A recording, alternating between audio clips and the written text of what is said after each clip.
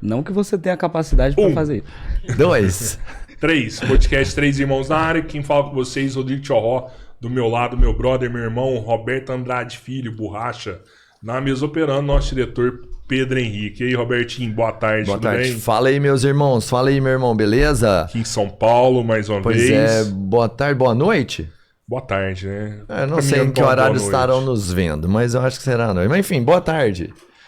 Pô, mais um político importante aqui de São Paulo com a gente trocar uma ideia, né? Cara, mais importante do que o político que ele é o que eu acho que ele representa como política. É um cara jovem, e eu vou te falar, eu tenho, pra mim, um cisma com a velha política. Então eu acho muito bacana quando você vê gente nova se interessando por isso, mostrando que é gente de caráter, que tá lá pra mostrar, pode apanhar, pode apanhar, mas que defende o que acha e o que ele acredita. Então é o que a gente já falou, todo mundo tem que ter sua voz. E novas vozes são sempre importantes. Então eu acho que esse cara, pô, eu fico admirado de ver quem tem essa coragem, essa capacidade também, porque não é pra todo mundo. Agradecer então ao deputado estadual de São Paulo, Guto Zacarias, obrigado por estar aqui com a gente, mano. Valeu pelo convite, demorou, a gente tentou ali de todas as maneiras, mas conseguimos Então, ali marcar esse podcast ali, então agradecer mais uma vez pelo convite, pelas palavras aí, pessoal do 3 Irmãos Podcast, todo mundo aí da produção, você também parabéns pelo podcast, parabéns pelo estúdio, tudo muito bonito aí. E é isso, vamos falar de tudo e mais uma vez, obrigado pelo convite e pelas palavras. Eu acho que de falar você não tem medo, né, mano? Você fala mesmo, bacana demais. Cara, eu tenho um amigo meu que trabalhou em Brasília uma época, e ele me falou que no primeiro dia que ele chegou lá como deputado, já ofereceram carro pra ele, uma casa pra ele, pessoas que iam trabalhar pra ele, e no outro dia ele chegou, pessoas foram lá no gabinete dele, pedir favor pra ele, pedir ajuda falou também, assim, né? cara, o que eu faço pra continuar aqui agora o resto da minha vida? Porque isso é bom demais, dá conta. Agora você entrou pra deputado estadual. Você sentiu isso daí lá dentro, mano? Cara, eu trabalhei na Assembleia desde 2019, no mandato do Arthur, né? Alguns meses como estagiário e depois como assessor parlamentar. Então eu via bastante que isso acontecia em quase todos os gabinetes, em alguns gabinetes menos, e no gabinete do Arthur, muito pouco. Muito poucas vereadores entram lá pedindo corrupção, muito poucos prefeitos entravam lá pedindo corrupção, ou a população pedindo aquela coisa, muitas vezes que a população nem sabe que o político não pode dar, e se dá é corrupção, né? Às vezes a população não sabe, né? Coitado da população paulista e brasileira no geral. Então, no meu mandato, então, isso acontece muito pouco porque, sabe... eu acho que um político, se ele tentar me corromper, ele vai ficar até com medo de ser gravado, de ser exposto, porque ele sabe muito bem da índole do Movimento Brasil Livre desde a sua fundação, sabe da índole do gabinete do Arthur, beleza, foi um deputado que foi cassado, a gente pode discutir a cassação dele, agora não foi por meter a mão no dinheiro público, não foi por corrupção, nem tipo de nenhum favorecimento nisso. Então, no meu gabinete, a gente tá em 2 semanas, tô aqui com o meu assessor Benjamin, cara, não entrou ninguém pedindo ou tentando me corromper. Agora, os privilégios, eles vêm quase que obrigatoriamente na Assembleia e você tem que fazer algo para que eles não venham. Então, desde a campanha, uma das minhas principais propostas é: meu primeiro ato como deputado, tomei a posse, já começou a poder protocolar coisas, ofícios, projetos, etc. A primeira coisa que eu vou fazer é recusar todos os privilégios que eu tinha direito. Então, no meu primeiro dia de mandato, eu já mandei um ofício para a mesa diretora, que tinha acabado de ser recém-formada ali com a votação para presidente, para vice-presidente, primeiro secretário, segundo secretário. Já mandei um ofício à mesa diretora da Assembleia, recusando carro oficial, motorista particular, auxílio moradia, plano de saúde especial também, que é o que eu sempre digo. Pode ser algumas pessoas acharem essa frase brega, achar populista, mas é aquilo. Se a Dona Maria, que paga seu imposto, é só passar no imposto turma aqui no centro de São Paulo, que você vai ver o quanto que o brasileiro, que o paulista paga de imposto em geral. Se a Dona Maria não tem o direito a ter carro oficial, a ter um motorista oficial, a ter um plano de saúde especial pago nos melhores hospitais do estado de São Paulo, eu acho que um político que, via de regra, já tá entre os 10, 5, 1% mais rico da sociedade brasileira, ele não pode ter também. Então, também protocolei vários outros projetos, meus outros projetos prioritários como o Programa Jovem Capitalista, mas nessa de corrupção, eu acho, até agora não chegou nenhuma proposta de corrupção, não chegou. Eu não acho que chegará porque É aquilo, né? O tubarão sem cheiro de Você sangue. já mostrou pra que você veio, né? O Ninguém movimento vai brasileiro dar já as mostrou. caras lá. O tubarão, ele sem cheiro de sangue. O político, da velha política, da nova política que quer se corromper, sabe quem também tende a querer se corromper. E sabe que essa não é a estratégia do movimento brasileiro. Então não chegou. E o dia que chegar, eu vou ser o primeiro a comunicar pra todos vocês que corrupção aqui não vai ter, não. Mas Cara, desde quando você era assessor do Arthur, você viu então que o sistema é foda mesmo. O sistema é foda. Acontece Você ali pro cara querer a continuar a permanecer pra sempre. Lógico, tem deputados lá, e eu não tô dizendo que isso é um demérito de deputado. Tem deputado que tá 8 mandatos, tem deputado que tá 10 mandatos. 10 mandatos da Assembleia são 40 anos. Eu tenho 23 anos de idade. Tem cara que tá quase o dobro da minha idade. Isso é um demérito, ele ele tem que ser impedido disso? Não, nem disso. Agora, tem muita gente que tá, é um sistema que tá enraizado na Assembleia. Eu não vejo problema. Se o cara tiver 40 anos fazendo, né, mano? O duro é quando o cara tá 40 anos. E aí, quem tem que julgar é o eleitor desse cara. Se o eleitor tá satisfeito, tudo bem. Agora, eu ando pela cidade de São Paulo desde que eu nasci. Pelo estado de São Paulo desde que eu nasci. Eu acho que poderia ser bem melhor. Cara, eu vou te falar uma coisa que você falou já na primeira fala. E que é muito importante. Você tá lá, você abriu mão de vários privilégios. Porque você entende que você já tem um benefício, você já é privilegiado até pelo que o seu cargo te remunera. Você recebe um bom salário. E aí você pega a dona de casa, que não tem oportunidade de ter a saúde que você vai ter e tudo mais. E é muito interessante isso. Por quê? Porque não é o que você está deixando de receber. É o que você está fazendo porque ela não pague. Porque essa mulher que não tem isso, quem está pagando isso é ela. Sabe, esse cara que não tem nada, ele tá pagando todo esse benefício que você não tá usando, mas que todos os outros usam. Começa dessa sensibilidade pô, o que eu já posso fazer de imediato para já ajudar? Ah, mas esse é o mínimo? Não, isso no primeiro momento já pode ser o máximo que você pode fazer. E você não acha que isso teria que ser, já que não é uma postura política, Com certeza. alguma coisa, eu falo assim, uma nova lei, uma mudança política? Exato, o que eu sempre falava na campanha é que eu tinha um projeto, que era o projeto Mamata Zero, que era excluir que esses privilégios existam na sociedade. Agora, a gente sabe que esse projeto tem muita dificuldade de passar na Assembleia os políticos votarem um projeto para acabar com seus próprios privilégios. A minha obrigação é protocolar e articular que isso aprove. E o que eu posso fazer também é, mesmo que não for aprovado, eu já vou recusar o meu. Aquilo que eu falo de mudança pelo exemplo. Então, eu queria que nenhum político tivesse direito a esses privilégios. Mas já que eles têm, eu quero acabar primeiramente com esses privilégios. E mesmo que eu não acabe, o meu eu vou acabar. É o mínimo que eu posso fazer nesse sentido. Cara, você vem de uma visão muito jovem, que já é diferente. E você vem de uma política de direita que vem praticamente esmagada ou muito associada ao ex-presidente Bolsonaro.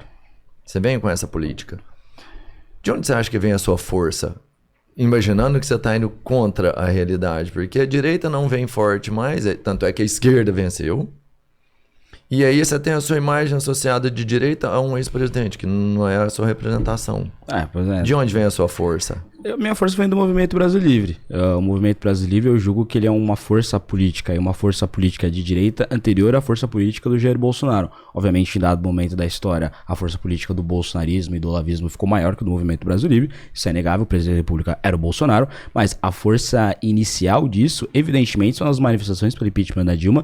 Manifestações essas que o Bolsonaro pouco ajudou a liderar essas manifestações. Então, muita gente ajudou, o Movimento Brasil Livre, o movimento do Vem Pra Rua, milhões de brasileiros foram nas ruas da Avenida Paulista, do Rio de Janeiro, em Minas Gerais, várias outras cidades do Brasil, e iniciaram um processo histórico que é a substituição de uma classe política antiga por novos anseios da sociedade. Ou seja, para uma sociedade, a gente estava no auge da Lava Jato, com menos corrupção, com menos empresas privadas tentando corromper políticos, menos políticos acabando passando pano para essas empresas privadas, um projeto de país que queira focar no combate à inflação, no combate aos privilégios, em políticas públicas baseadas em evidências, ou seja, um ansejo político mais alinhado à direita. Isso, inegavelmente, não nasce com a eleição de 2018 do Bolsonaro, nasce com as manifestações pelo impeachment da Dilma. Logo depois, o Bolsonaro ele vai captar várias forças políticas, como o grupo das pessoas evangélicas, dos religiosos no geral, o pessoal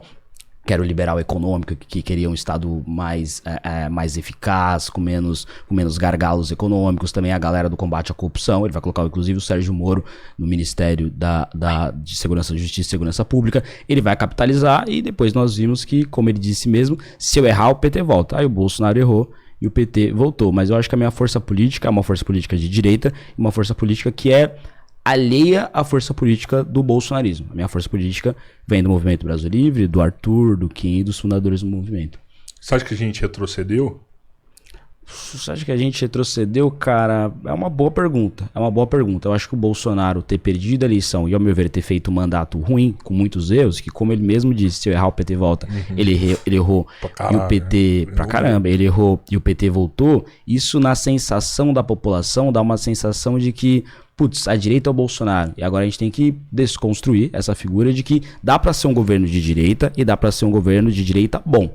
O que o Bolsonaro mostrou é que dá pra ter um governo de direita. O que a gente tem que mostrar nas próximas eleições, eu não sei qual é o nome pra fazer isso, é que dá pra ter um governo de direita e dá pra ter um governo de direita que seja bom. Agora, a sociedade brasileira, ela não vota apenas para presidente. Eu acho que a gente tem na Assembleia uma bancada de direita boa. Bancada de direita boa, com pessoas que eu já critiquei, inclusive várias vezes, e que fazem mandatos, que eu, olhando de olho a olho, que nas redes sociais pode ser alguma coisa que pareça feia, mas internamente eles ajudam a fazer uma boa oposição ao PT, ao PSOL, ao PCdoB dentro da casa. A gente vê, por exemplo, na Câmara dos Deputados, o PL, que era o partido de direita, o partido do Valdemar Costa Neto, mas o partido que englobou ali os bolsonaristas, fez 99 deputados. Então a sociedade está mostrando que beleza, votaram no Lula, mas tem muita gente que não gosta do Lula e que votou em políticos, senadores, deputados federais, deputados estaduais, governadores de direita. Então o Lula não vai ter uma tarefa fácil, né? A gente já tá ali perto dos 100 dias de governo Lula e até agora não aprovou nenhum projeto na Câmara dos Deputados. Então, sabe, a oposição tá fazendo um trabalho não que um trabalho muito bom, tem muita gente da oposição ao governo Lula que não é tão bom, mas que o PT não vai ter aquela facilidade que eles imaginavam no começo. Parece que eles inauguraram a obra lá em Brasília. Um letreiro. Para de graça. Ó, strike. Você vê aí nesse momento a própria mídia brasileira. Eu fiz um compilado recentemente de algumas matérias que a mídia fez sobre o governo Lula nesses últimos tempos, né? É tipo, inauguração de letreiro, aquela famosa matéria do economia não está ruim, mas poderia ser pior. É tipo, sabe, a mídia brasileira sendo mais uma vez subserviente com a esquerda. Cara, eu ia te perguntar, era assim, só pra gente seguir na linha aqui da sua introdução da política, de que você é de direita, né, assim, é uma ideologia mais direita, né? Acho que você nem chega a ser extrema direita, mas de direita. E aí, você me fala assim, que a direita errou e que agora tem que mostrar uma nova roupagem sobre isso. Só que a esquerda, eu acho que hoje, por exemplo, a juventude hoje, ela é mais forte, eu falo, os eleitores, eles têm mais força do que o pessoal mais idoso, sabe? Eu acho que eu percebo uma construção dos jovens mais querendo política e mais ativos, sabe? Falando assim, não, eu sou a favor disso aqui, eu sou contra essa situação. E aí, cara, a esquerda leva uma grande vantagem, porque ela é mais legal. Você percebe, assim, as propostas dela, é tipo mais cool, um negócio assim mais jovem. Você acha que... Acha que a esquerda é mais legal?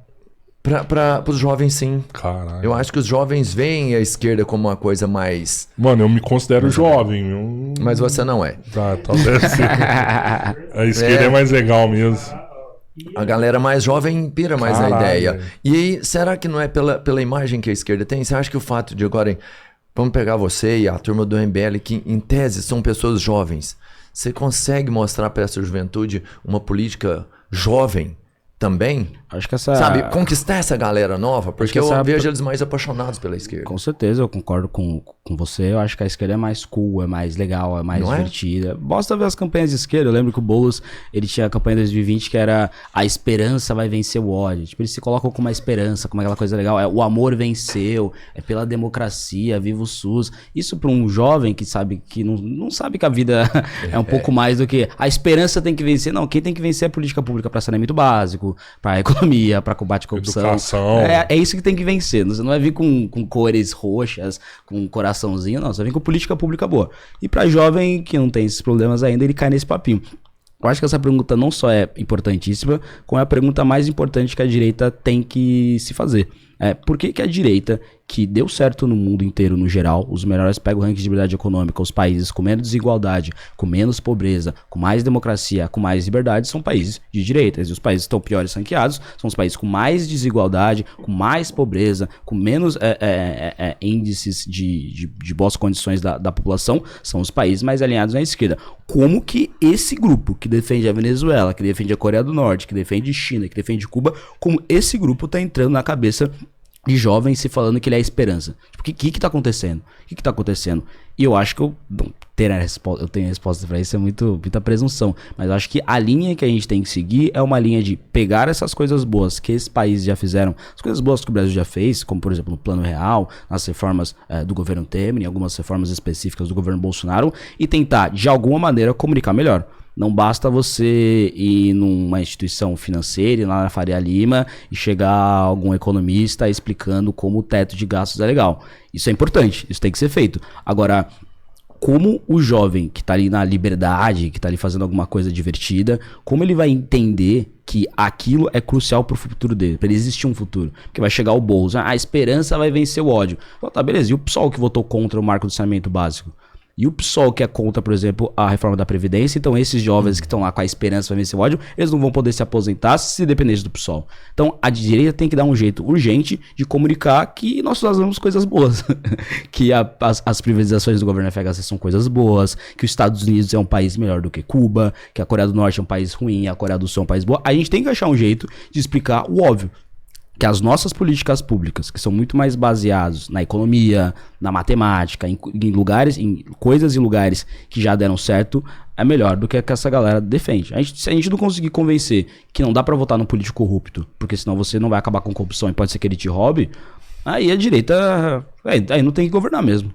Aí realmente o PT merece governar. Se o PT consegue convencer que o Lula, com todos os processos que ele tem, com todas as condenações que ele tem, referendados em todas as cortes possíveis, e que ele só não tá preso por conta de uma mudança processual que não invalidou nenhuma prova, se o PT conseguiu convencer isso e a direita não conseguiu mostrar que o PT é partido de mensaleiro, de petroleiro, de um mando de condenado de corrupção, de um monte de acusado de corrupção, condenação premiada, inclusive ex-ministros do PT, se a direita não conseguiu mostrar que o PT não pode governar o país, aí fica difícil. Cara, mas eu acho que o brasileiro não se importa muito com corrupção, assim, sabe? Cara, eu acho que se importa, ou ao menos já se importou. Se você pega as manifestações pelo impeachment da Dilma, se você pega as manifestações pela prisão do Lula, as manifestações pela manutenção na época da prisão em segunda instância, em apoio à Lava Jato, aquelas pessoas elas se importavam com corrupção.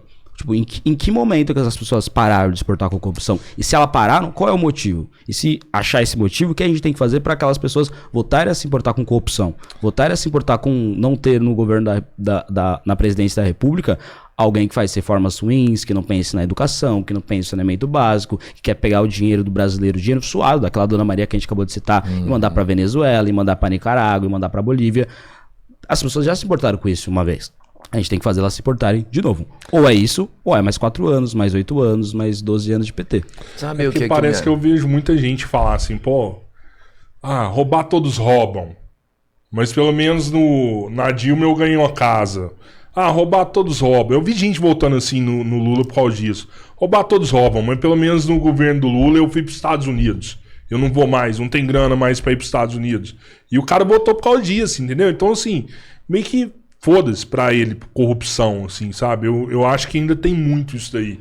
E se a gente for pensar numa forma de combater isso daí, eu acho que a gente tem que pensar também lá na base, sabe? Porque, a gente sai doutrinado da escola, a gente sai esquerda da escola, a gente sai assim, é muita doutrina o tempo todo. Você pega uma apostila, você pega um caderno do primário, você vai ver, tem parada que tá doutrinando as crianças. Se você não resolver isso aí e não mudar a educação, mas mudar assim drasticamente, colocar outras matérias, colocar outros temas, mudar como que é feita essa educação, eu acho que a gente não resolve isso aí, mano. Também acho, mas é aquela famosa frase, né? Nada que um homem faça, você também não é capaz de fazer. Se as pessoas nasceram iguais, se o PT tá conseguindo comunicar que tudo que aquilo que o PT fez, e todo mundo sabe que fez, e tem prova de que fez, e tem delação premiada de que fez, tem gente que devolveu o dinheiro mostrando que fez. Se o PT conseguiu fazer tudo isso e comunicar que o PT é bom e tem que ser votado, não é possível que a direita, sem fazer essas coisas, não consiga comunicar também. Não é possível. Tipo, o brasileiro não tem uma predisposição a... Tem algumas, a gostar de política, etc. Mas pode gostar de políticos de direita também. Não quer dizer que o político que o brasileiro gosta tem que ser necessariamente um político de esquerda, né? E sobre a educação eu concordo. A gente tem uma educação brasileira que ela é voltada mais à esquerda. Mas também não é esse mundo que até algumas figuras da direita divulgavam recentemente. Tem pesquisas, estudos que mostram que tem uma porcentagem grande, mais de 40% dos professores, que se auto-intitulam como de centro-direita, de direita, etc. ali. Então, não é isso. Só que o que esses estudos mostram também é que, mesmo que tenha 45% dos professores que são de direita, quase 100% dos professores, eles são corporativistas. Então, é tipo, se tem uma reforma que vai mexer no bolso dos professores e aumentar a produtividade dos professores, todos os professores são contra. Agora, como esses professores votam, ou como esses professores eles dão essa aula, é diferente. Então, quando você vê tipo, uma manifestação de sindicato dos professores, ou de professores em geral, greve dos professores, você olha, esses professores são todos de esquerda. Não, eles não são de esquerda. Tem alguns professores que são de direita. Mas ou quase todos os professores, eles são corporativistas. E sobre propostas para educação, eu tenho várias aí. Estarei na Comissão de Educação e Cultura de São Paulo, na Comissão de Direitos Humanos. A gente depois discute um pouco sobre isso aí também. Pra falar em onde você vai estar, você tá como assessor do Tarcísio? Líder do governo na Câmara, né? Eu sou vice-líder do governo na Assembleia. Pô, e esse aí ajuda em quê?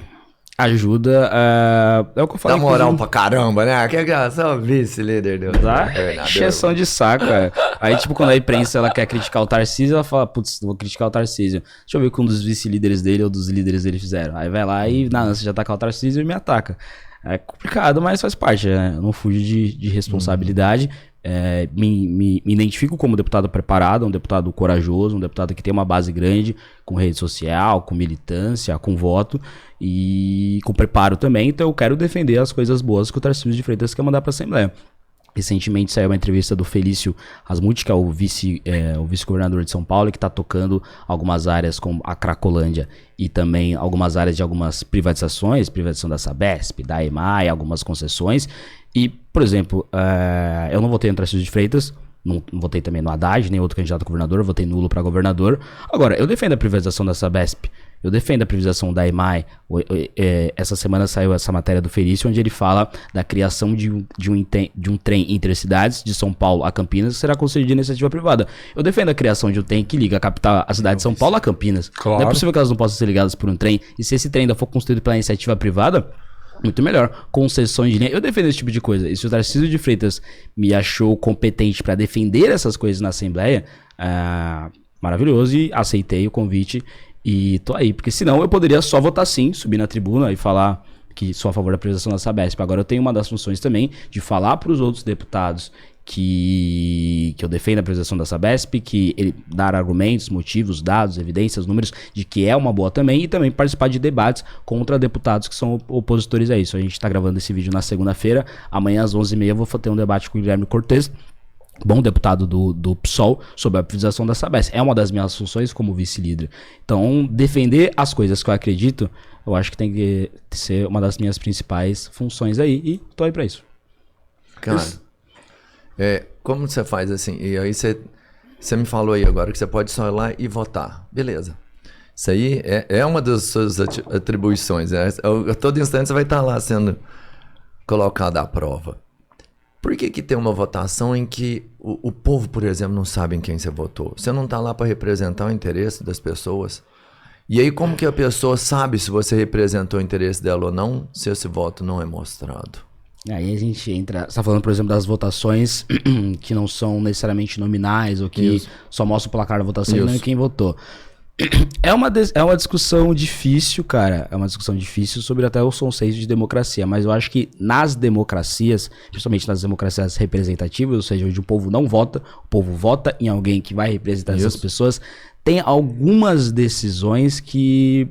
Não que deveriam ser veladas, porque na velada você tem ali o placar, mas que o povo não tem que interferir em 100% dessa decisão.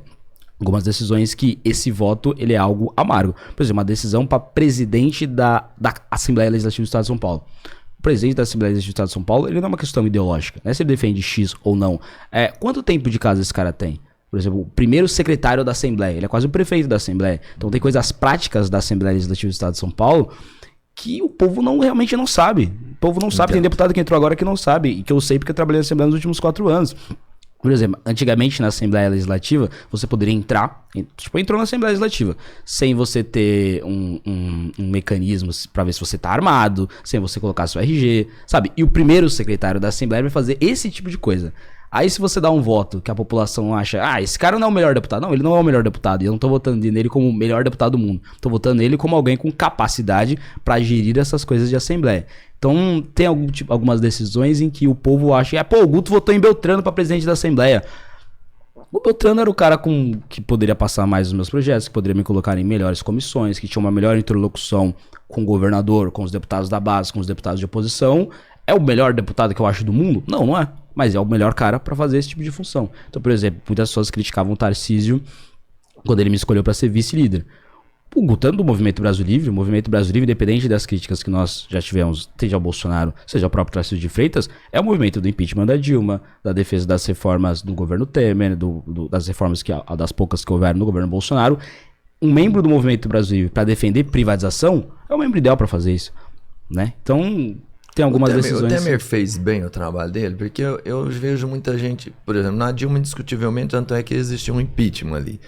Bolsonaro sai totalmente manchado. O Temer eu não vejo, eu vejo as pessoas falando bem dele.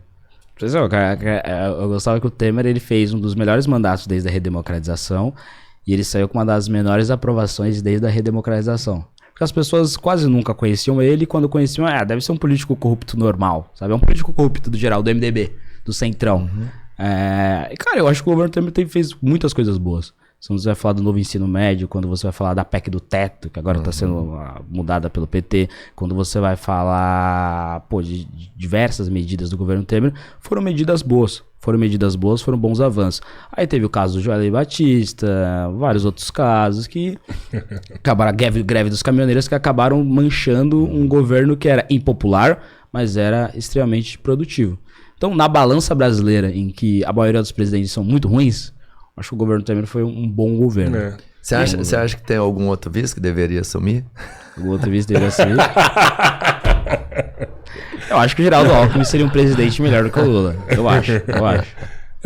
Não tá difícil isso acontecer, né, mano? Muita coisa acontecendo aí rápido, né? Problema de saúde, tadinho. O governo Tarcísio, você consegue avaliar esses 100 primeiros dias também? Muito bom. É uns 100 primeiros dias de governo muito bom. Sem acusações de corrupção, com muitas sinalizações de ter boas propostas para diminuir o peso do Estado no bolso do pagador de impostos, de ter estatais mais produtivas ou mais privadas. Como eu disse, a privatização da EMAI é muito boa.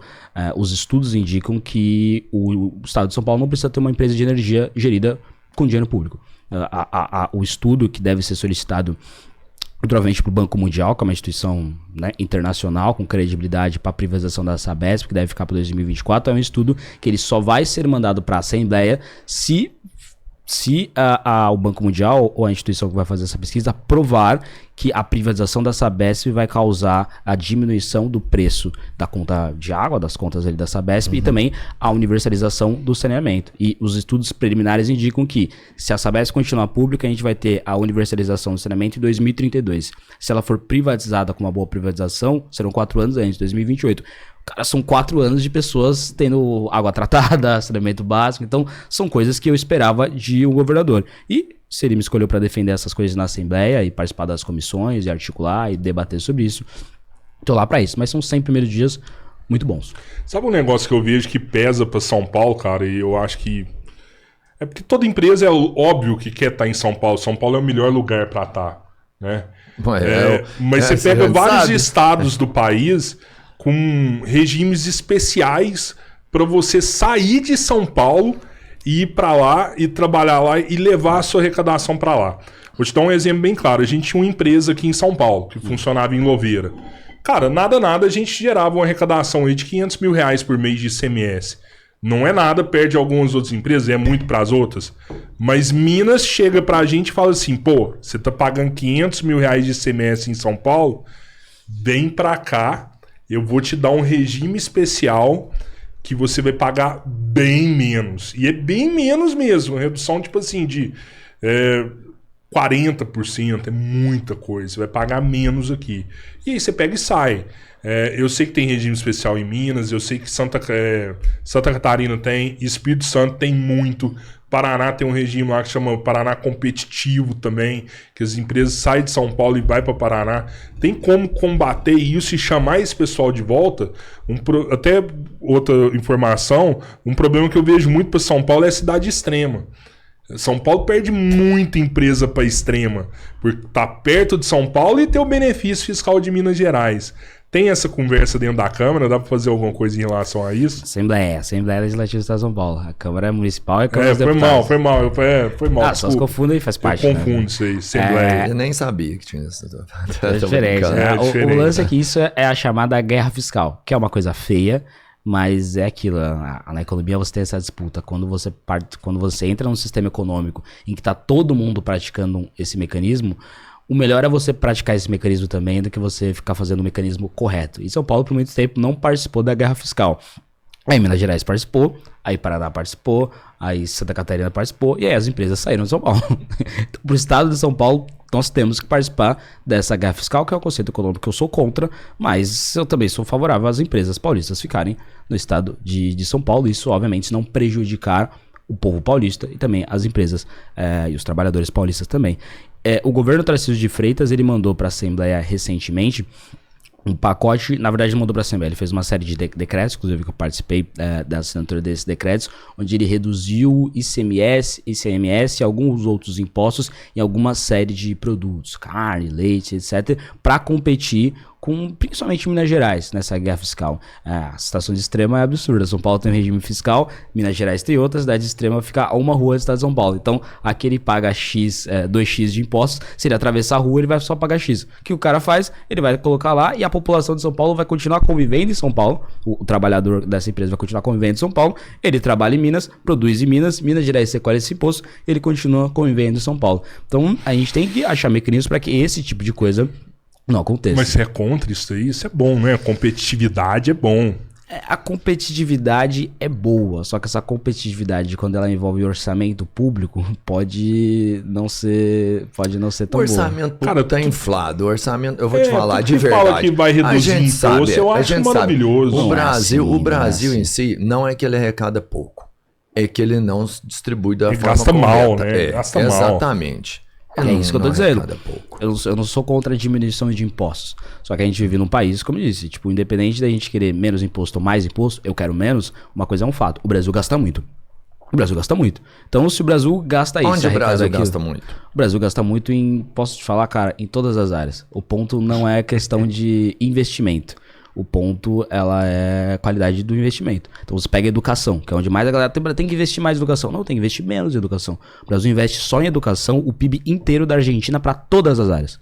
O ponto não é isso. Então tá aí. Mesmo assim tem escola que falta professor, escola caindo aos pedaços, escola com gente sem saneamento básico, sem água tratada, escola sem privado, escola sem giz, sem lousa. Sim. O ponto não é dinheiro. É qualidade do dinheiro e principalmente, que é uma das minhas propostas para a educação de São Paulo, o incentivo para que esse dinheiro seja bem empregado. Então esse é o ponto principal. Então eu sou a favor de reduzir imposto? Sim, mas eu acho que por uma questão lógica a gente tem que ter primeiro diminuir o gasto. Porque se você gasta aqui, você arrecada aqui, e você simplesmente deixa de arrecadar, você está endividado. Você tem que primeiro diminuir o gasto para depois diminuir a arrecadação de impostos. Então, se você vai participar de uma guerra fiscal, o que você vai fazer? Você vai reduzir impostos para essa empresa voltar para cá. Só que você está diminuindo o gasto também? Senão, o Estado está ficando mais endividado, independente dessa empresa voltar para São Paulo ou não. Mas aí a gente tem aquela outra curva. Quando você diminui o imposto aqui e não diminui o gasto, a curva de Laffer. Não quer dizer que se você diminuir o imposto, você vai diminuir a arrecadação. Porque se você diminui o imposto, você aumenta a quantidade de empresas e isso mantém arrecadação lá em Mas cima. é aquilo, a curva de Laffer é uma curva matemática e não uma curva lógica. Não é toda vez que você reduz impostos, necessariamente você vai... Não, às vezes se você reduzir muito esse imposto, você vai se endividar muito. E às vezes se você subir demais esse imposto, você não vai arrecadar tanto. Então tem um cálculo matemático. A guerra fiscal ela é movida por um incentivo político, não por um incentivo econômico. Você vai ver o povo paulista mais feliz que aquela empresa voltou. Agora, isso está respeitando necessariamente a curva de Laffer? Se tiver, beleza. Aí tranquilo, se você mostrou que essa diminuição de imposto vai trazer necessariamente maior arrecadação sem a população ter perdas na qualidade de vida, se for isso, eu sou a favor de diminuir imposto. E queda de gasto, obviamente, também. Se não, é ruim. Então o que eu tô dizendo, a guerra fiscal. A guerra fiscal é ruim por esse motivo. Se a guerra fiscal ela respeitar a curva de Laffer, ótimo. Se a guerra fiscal vir junto com uma diminuição dos gastos públicos, ótimo. Se não respeitar nem a curva de Laffer, nem diminuir gastos, o Estado tá ficando pior. Só que o ponto principal é, a gente chegou num ponto no Brasil e em São Paulo que é impossível você não participar dessa guerra fiscal. Aí tem que ter um esforço da Assembleia e do Poder Executivo do Estado de São Paulo, governador do Estado, vice-governadores, secretários, de diminuir gastos também, de privatizar estatais. No momento, a guerra fiscal paulista contra Minas Gerais, contra o Paraná, contra Santa Catarina, tá vindo com a privatização da Sabesp, com a privatização da EMAI, com uma reforma administrativa, com concessões de linhas de metrô. Se continuar sendo assim, vai ser bom, diminuir impostos para algumas áreas específicas. Se não, mesmo que eu seja favorável a diminuir impostos, eu também sou favorável ao Estado de São Paulo poder pagar suas próprias contas, não começar a atrasar salário de servidor público. Essa é uma parada que a galera não entende de política, né? Que é essa responsabilidade com a grana. Com fisco, né? Com a grana. Não dá pra você falar assim, pô, não vou pagar. Não existe almoço grátis, né? Tudo que você faz aqui, primeiro que você não pode tirar um imposto, né? Uma arrecadação, não existe isso. As pessoas não entendem, vai tirar não, ele vai ser substituído. Não tem? Tem uma normativa em que você não pode mais tirar São duas famosas frases, né? A primeira é não existe almoço grátis para nenhum dos lados políticos. E a segunda é, tá, beleza, mas aí o dinheiro vai sair de onde? Então se o PT, tem que gastar mais com educação. Primeiro, não. Segundo, beleza, vai sair de onde? Você tem que mostrar de onde o dinheiro vai sair. Ou, eu vou baixar tal imposto. Beleza, sou favorável, o dinheiro vai sair de onde? Sempre tem que fazer essa pergunta. E às vezes essa pergunta é feita pro liberalismo. Você sabe me explicar, tipo assim, igual assim, a gente tinha lá 22, e agora são 7 ministérios? 13 a mais, não são? Dos ministérios federais. De onde vem essa grana? Então, né, tem uma questão. Assim, você que tá lá mais interno, você já ouviu falar, alguém passou e falou assim, isso aí é aquela grana lá que não... A grana vem de você endividar mais o país, né? Ou você vai aumentar mais impostos, ou você vai cortar gastos, ou você vai aumentar a dívida pública. E o PT já mostrou algumas vezes que eles não se importam tanto com aumentar a dívida pública, inclusive eles acham que é bom, né? Tem aquelas teorias do PT que os melhores países são os países endividados, sabe que, né? Totalmente estapafúrdio. A grande questão também é ver se o ministério é necessário ou não. Alguns ministérios que forem extintos, eu não teria sido extinto. Eu sou a favor de, tem que ter 5 ministérios. Cara, o Brasil é um país continental e que você descentralizar, mesmo que minimamente, que é o poder do presidente da República, para algumas áreas chaves, é importante. O Brasil tem que ter um Ministério da Educação, o Brasil tem que ter um Ministério da Saúde, da Segurança Pública, da Justiça, né? Se puder englobar esses ministérios, beleza. O que aconteceu várias vezes... várias vezes não, geralmente o Brasil tem muitos ministérios mesmo. Duas coisas. Primeiro, um populismo em dizer que não, o Brasil tem que ter 4 ministérios. Aí você tem esses 4 ministérios, você entra nesse ministério, aí você tem, sei lá, você tem o Ministério da Educação que englobou o Ministério da Cultura, aí vai estar lá o secretário executivo da Cultura, o secretário executivo tal. Então os ministérios existem, o prédio tá lá, as pessoas estão trabalhando, só que agora o cara não tem mais o nome de ministro da Cultura. Entendi. Ele virou o secretário de Cultura. Com o mesmo gasto. E aí você fica diminui esses ministérios. Não, você tem que ou extingue ou mantém. E a segunda coisa é quando esses ministérios são criados, que é o caso do PT, para não parecer que eu tô defendendo o PT de 7 ministérios, é que você cria os ministérios para fazer política. Gerar emprego. Não para gerar emprego não, para gerar política. Ou seja, eu tenho o partido X na Câmara dos Deputados que eu preciso da votação deles para fazer parte do governo. Como que eu vou fazer isso? Vou dar 3 ministérios para esse partido.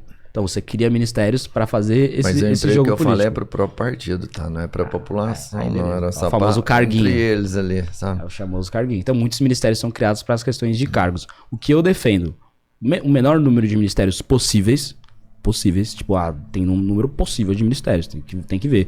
E que esses ministérios sejam geridos de forma técnica, mais econômico possível e extremamente produtivo. Não defendo a extinção por extinção de ministério. Eu defendo que, esse ministério existe. Ele é um cargo técnico? Ele é um cargo econômico? É um cargo produtivo? Então pode ter esse ministério. Se não é nenhum dos três, aí eu sou contra. Como que você vai gerir de forma técnica na contratação? Não precisa fazer uma contratação com concurso. É tipo, o cara é Ministério da Saúde. Qual é a formação dele? Ele já trabalhou com saúde? Ele já foi secretário de saúde em algum estado? Se sim, ele mandou bem, mandou mal? Por exemplo, a indicação do Tarcísio para Secretaria de Educação. Eu sempre uso esse termo. É o Renato Fedro. Ele foi secretário de Educação no Paraná. E quando ele foi secretário de Educação no Paraná, ele foi eleito o melhor secretário de Educação do país. Isso é um bom cara para você colocar numa Secretaria de Educação. Sabe? Não tem que ter um concurso, etc. Não acho que essa seja a solução. Mas... Pode ser também, né? Mas não precisa ser isso. Tem várias profissões aí no Brasil que é concursada e que tem vários defeitos. Mas seria melhor, obviamente, do que uma indicação de um partido político para obter apoio na base da Câmara dos Deputados. Seria melhor. Agora, eu prefiro uma indicação que seja critérios técnicos, que a secretaria mostre o que ela quer tocar. O pessoal tá falando bastante da Cracolândia agora aqui em São Paulo. Né? Você viu que pôs fogo lá? Era essa parada de você falar agora? Acaba com isso aí? Como que acaba? Tem jeito? É difícil de acabar, né? É difícil de acabar, mas eu acho que primeiro você tem que ter um esforço do poder público, principalmente municipal, da Prefeitura da cidade de São Paulo, e obviamente também o apoio das prefeituras ao longo do país, porque, ao longo do estado, que é uma coisa que as pessoas não falam tanto, até pelo tamanho da Cracolândia da cidade de São Paulo, mas tem Cracolândia em São José dos Campos, tem Cracolândia em várias outras cidades, tem Cracolândia, então tem que ter no estado de São Paulo um esforço para coibir as micro Cracolândias nos municípios, e a principal Cracolândia que tem a da capital, e também um apoio da Assembleia Legislativa e do Governo do Estado de São Paulo. Eu acho que está começando a caminhar. E quem tá tocando essa área aqui em São Paulo é o vice-governador, é o Felício. Tá mandando algumas políticas públicas pro Ricardo Nunes, que é o prefeito de São Paulo, tocar. Algumas ele quer tocar, algumas ele discorda, né? São governos e pessoas diferentes. Acho que tá caminhando pra um avanço. Várias vezes já caminhou pro avanço, depois regride, depois cria as novas Cracolândias, etc. Acho que tá faltando um pouco mais de qualidade aí, de evidência, de isso foi testado em tal lugar. Teve lugares ao longo do mundo que acabaram com suas Cracolândias. Tipo, o Brasil, o estado de São Paulo, o Brasil no geral, tá olhando para esses lugares para trazer para cá? Ou tá todo mundo testando sempre mecanismos novos, com mais gastos e com menos eficácia? É isso que tem que ver. Eu assinei recentemente a CPI da Cracolândia lá na Assembleia, para a Assembleia começar a olhar com olhos da Assembleia Legislativa do Estado de São Paulo. São 94 deputados, votados em quase todos os municípios do estado, para a própria Assembleia também começar a olhar isso, né? Mais um orçamento, mais uma articulação com o Governo do Estado de São Paulo, com os secretários, para poder ajudar o município, né, a capital de São Paulo, a cuidar dessa Cracolândia. Espero que essa CPI, ela faça um bom trabalho. Eu já ouvi falar que gasta uma grana com isso, né? Tipo, vai lavar a rua aí, 80 mil reais por lavagem de rua. Tem uma gente que tá ganhando uma grana com isso, né? Você acha que a CPI da Cracolândia vai descobrir isso tudo? CPI é aquilo, né? Você sabe como ela começa e não sabe como ela termina, né? Então, você tem que ver. Com certeza rola muita grana. Tô dizendo que rola corrupção, rola muita grana para fazer pesquisa sobre a Cracolândia, tem todo o efetivo policial que tem que sempre ser renovado e sempre ser aumentado na Cracolândia, rola muita grana. Se essa grana tá sendo desviada ou não sei. E se essa grana tá sendo bem alocada, tá realmente sendo alocada, só que na realidade ela tá sendo mal alocada. Tipo, a grana vai, só que você não tinha que jogar água na parede, mas sim no chão, sabe? Você tá tendo eficiência nesse gasto. Tem que ver se tá tendo corrupção nesse gasto e também eficiência nesse gasto. Agora, o meu ponto principal é que a grana que rola principal da Cracolândia, parece óbvio, mas é crime organizado. Crime organizado. A quem interessa você manter uma Cracolândia, né? É isso que a CPI vai ter que investigar. E se acabar com a Cracolândia, muita gente vai perder dinheiro. Bilhões de reais se acabar com a Cracolândia. Será que tem gente fazendo corpo mole desses grupos de crime organizado? Quem sabe que já entraram na política em todas as áreas da vida? Será que é isso que está impedindo o avanço da Cracolândia? Só uma CPI pra gente... Porque eu vi como que é formado. Tipo assim, o primeiro instante. Quem mostrou foi o Pedro, pô. É um vídeo, pra mim, absurdo, assim, é impressionante. Que a carrocinha chega... O cara para e em 15 minutos você tem uma rua fechada de zumbis ali, sabe? De pessoas que estão tudo fora do sentido, andando ali naquele frenesi louco que eles causam ali. Mas cara, é só pegar toda vez que esse cara parar, né? Vamos pensar, vai e tirou ele. ele vai ter que se mexer, ele vai ter que parar com isso. Acabar antes dela começar. A hora que tiver começando já... Não, porque a hora que ela juntou ali, ele tá ali. Ali dentro você tem vamos falar, um hospedeiro que tá alimentando tudo aquele entorno ali. Entendeu? É esse hospedeiro. Você vai lá e tira ele dali. Eu não sei para onde toda aquela demanda de pessoas vão. Mas elas não vão estar aglomeradas ali, entendeu? Eu já ouvi falar que a Cracolândia é até contratada pelo crime organizado para desvalorização de imóveis. Eu falei, cara, isso é muito louco, velho. São várias coisas que rolam ali, são vários crimes. Porque a gente sabe que desvaloriza os imóveis, né? O cara que tem um imóvel ali, acabou o imóvel do cara, ele não loca mais. E gostei aí, da metragem, mas onde fica? Na Cracolândia, eu não quero. É porque é muito doido, tipo assim, por que ela tá aqui e não tá ali? Eles escolhem assim, ó, vai ser aqui, nesse quarteirão. Por que ela é naquele quarteirão e não é 2 quarteirões depois? Será que realmente tem alguma coisa que eles querem desvalorizar esses imóveis daqui para serem vendidos para o crime organizado comprar ou alguém que tá por trás disso aí? Bela pergunta, eu vou voltar para responder essa pergunta em 2020 na campanha do Arthur Prefeito, que a gente tentou, o MBL tentou ser prefeito de São Paulo. Eu ia te falar isso aí agora, porque o Arthur, ele foi candidato à prefeitura de São Paulo em 2020, né?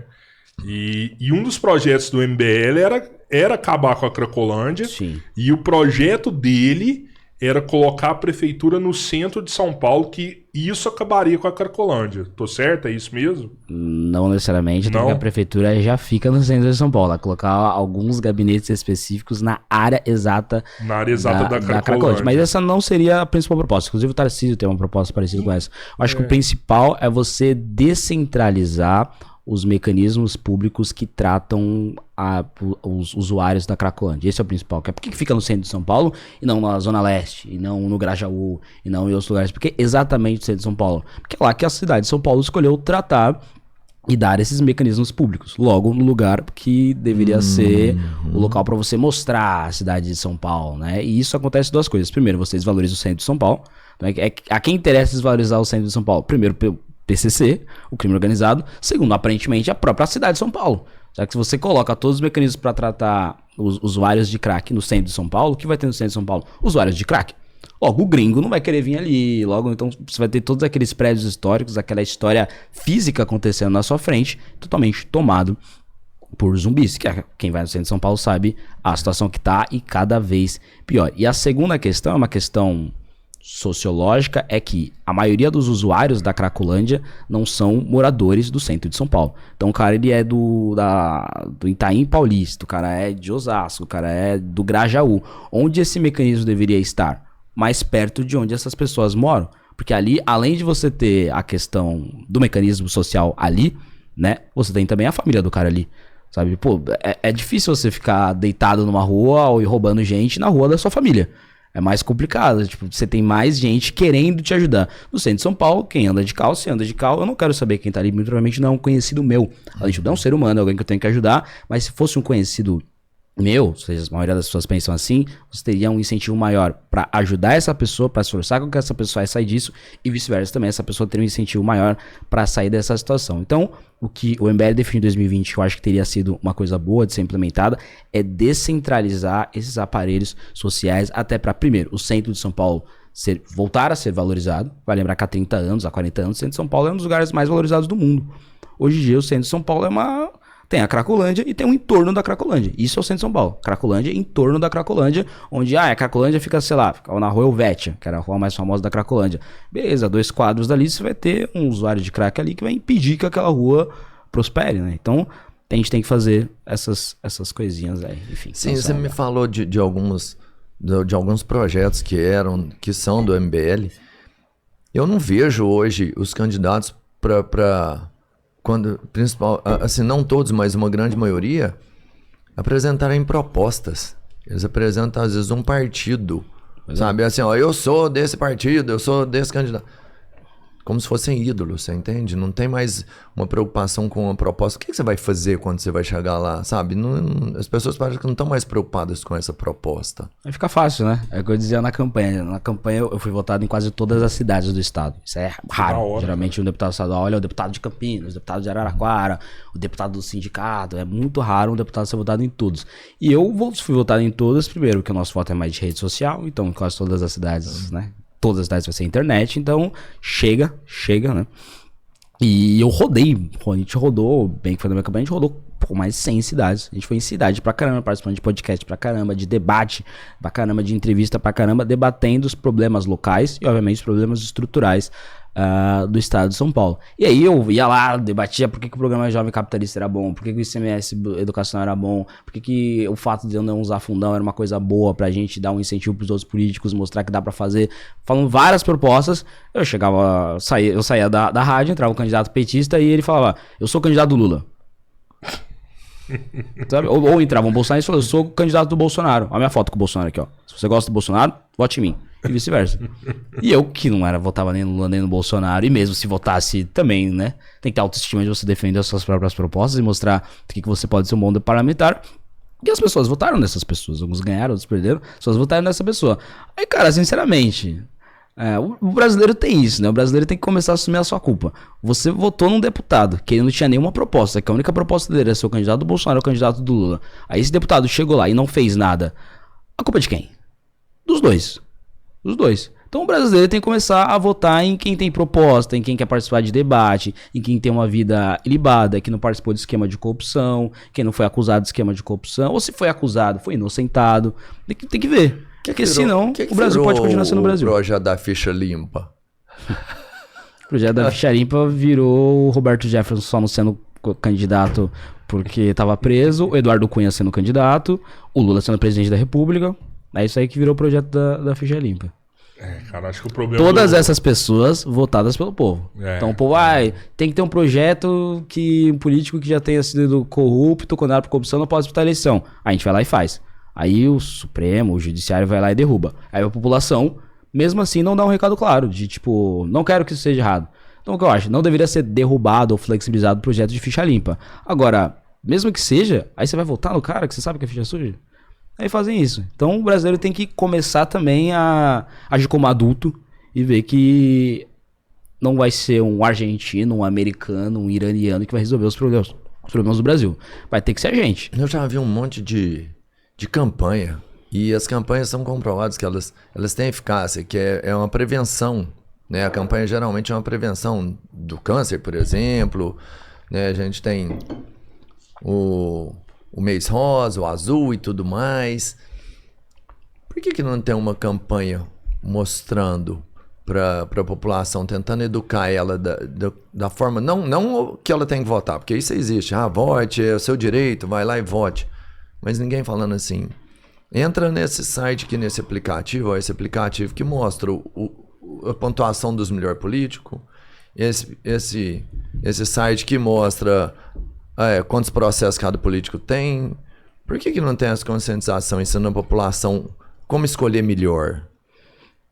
Boa pergunta. Aí a gente vai ter que entrar nas teorias conspiratórias. Há quem diga porque a classe política não quer, há quem diga porque a elite brasileira não quer. Acho que não querem também, mas eu acho que já teve vários avanços nesse sentido.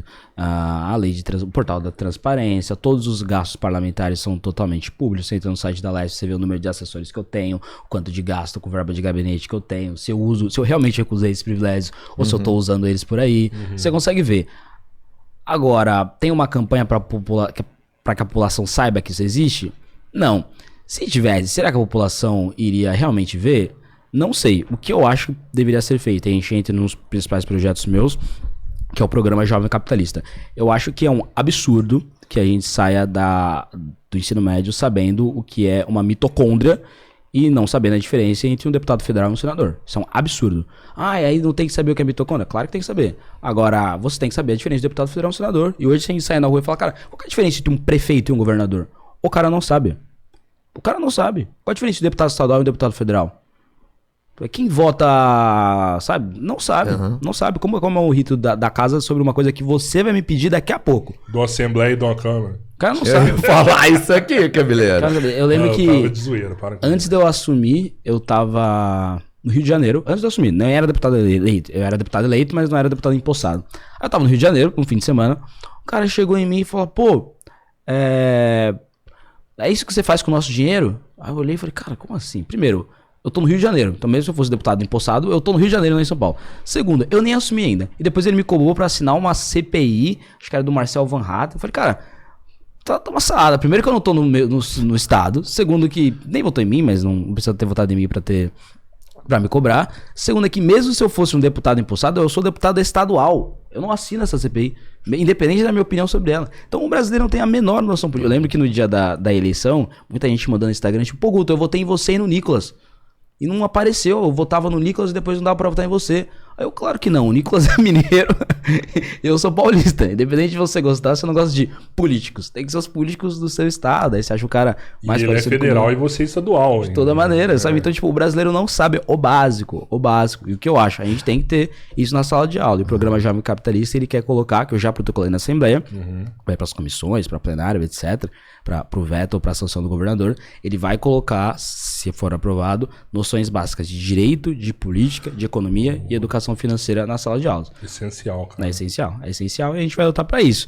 Agora, se a classe política não quer ou não, aí é uma discussão que não dá pra ser na métrica. Onde eu acho que deveria estar, independente de campanhas de conscientização, tem que estar na sala de aula.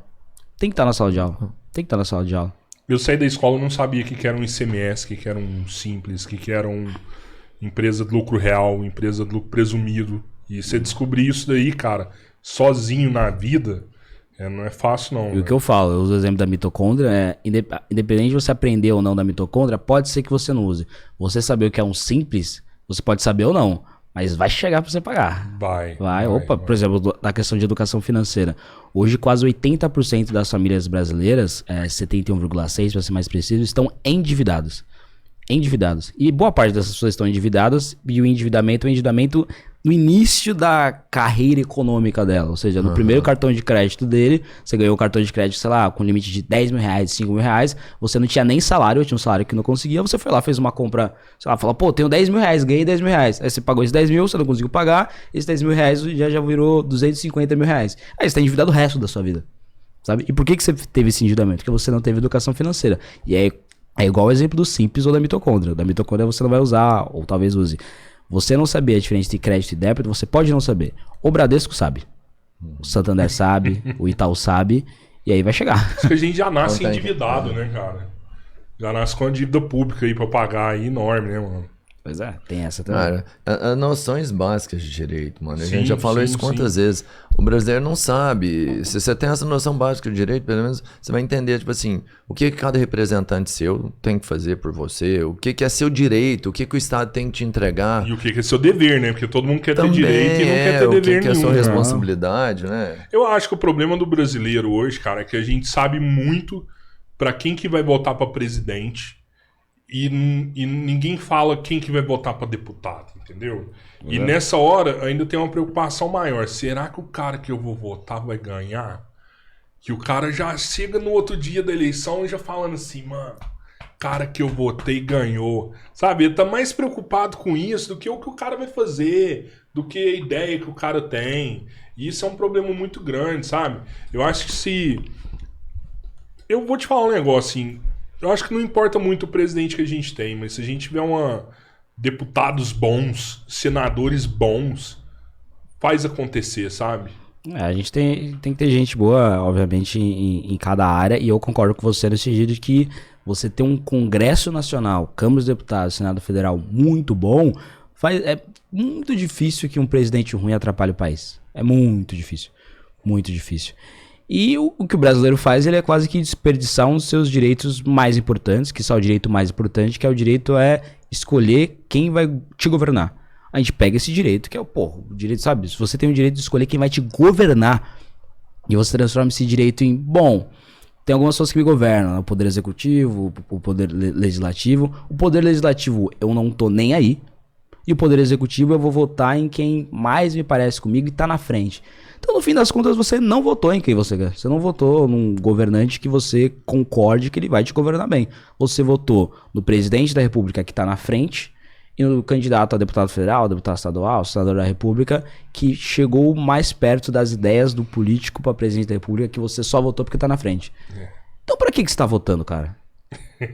Sabe, tipo, para que você está votando? Você está pegando um direito tão importante e que já mostrou que um bom voto para presidente, para deputado, pode fazer coisas gigantescas. E já fez pelo Brasil várias coisas gigantescas. E você tá lá votando em quem tá na frente aqui.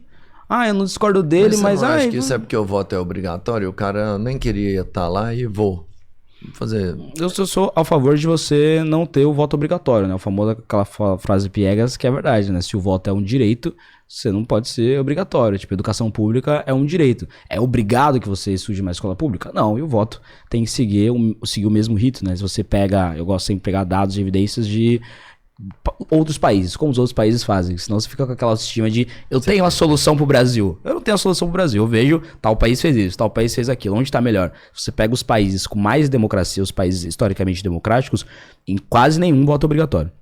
Quase nenhum. Você tem a opção de votar ou não. Nos países, nas ditaduras socialistas, nos países com menos liberdade política, com menos democracia no geral, o voto é obrigatório. Então... Eu quero estar mais num grupo, né? Eu quero estar no grupo do Reino Unido, no grupo dos Estados Unidos e não no grupo da Venezuela, que é onde o voto é obrigatório, por exemplo. Isso é muito difícil mudar aqui. O político precisa muito de voto. Os caras não iam abrir mão disso aí tão fácil, não. Pois é, agora, o que eu acho também, mesmo que o voto seja obrigatório, eu sou contra que seja, dava pra votar melhor.